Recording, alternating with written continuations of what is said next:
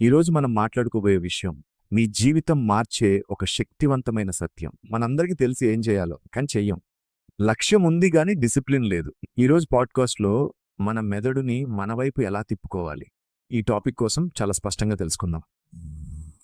ఈ పాడ్కాస్ట్ నీ మనసుతో కాదు, నీ మెదడుతో మాట్లాడుతుంది. ముందుగా ఒక ప్రశ్న: ఇతరులు బాగానే చేస్తున్నారని మీరే మీ శత్రువుగా మారతారా? ఇది మొదటి పొరపాటు. ఆలస్యం ఒక అలవాటు కాదు, అది మెదడులోని ఒక రక్షణ వ్యవస్థ.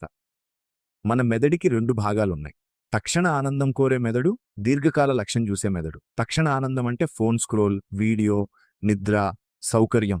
ఈ మెదడు అడుగుతుంది, ఇప్పుడు సుఖం ఎక్కడ? లక్ష్యం మెదడు అడుగుతుంది, 5 ఏళ్ల తర్వాత నువ్వు ఎక్కడ ఉండాలి? విల్ పవర్ ఒక బ్యాటరీ. ఉదయం ఫుల్ ఛార్జ్, రోజు గడిచే కొద్దీ డౌన్. అందుకే ఉదయం నిర్ణయాలు బాగుంటాయి, రాత్రి తప్పులు ఎక్కువ. ఫోన్ యాప్లు, నోటిఫికేషన్లు, రీల్స్ ఇవన్నీ నీ దృష్టిని కాదు, నీ డోపమిన్ను లక్ష్యంగా పెట్టుకున్నాయి. నువ్వు ఫోన్ వాడుతున్నావు కాదు, ఫోన్ నిన్ను వాడుతోంది.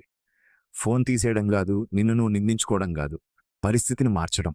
మన తప్పేమిటంటే ఒక్కరోజులో జీవితం మార్చాలనుకుంటాం, కానీ మెదడు అలా పనిచేయదు. ఈ మార్పుకు చాలా సమయం పడుతుంది. మెదడు ఇష్టపడేది చిన్న అడుగు, రోజు ఒకే టైం. ఉదాహరణ: రోజుకు 5 నిమిషాలు చదవడం, 2 నిమిషాలు ధ్యానం, 1 పేజీ రాయడం. ఇవి చిన్నవే గాని మెదడుకు సిగ్నల్, ఇది సేఫ్, ఇది కష్టం కాదు. ఇలా మెదడు మారుతుంది, నువ్వు కాదు. నీ అలవాట్లు నిన్ను మార్చుతాయి. క్రమశిక్షణ అంటే ఆలోచనలను అణచివేయడం కాదు, వాటితో పోరాడటం కాదు, వాటిని గమనించి చర్యనెంచుకోవటం. ఇదే అవగాహన, ఇదే నిజమైన నియంత్రణ. మెదడును జయించకు, మెదడుతో స్నేహం చెయ్యి. నీ జీవితం మారాలంటే నువ్వు మారాల్సిన అవసరం లేదు, నీ వ్యవస్థ మారాలి.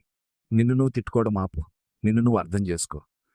మీరు ఈ రోజు నుంచి ఒక్క చిన్న అలవాటు మొదలు పెడితే అదే మీ భవిష్యత్తును రాసేస్తుంది.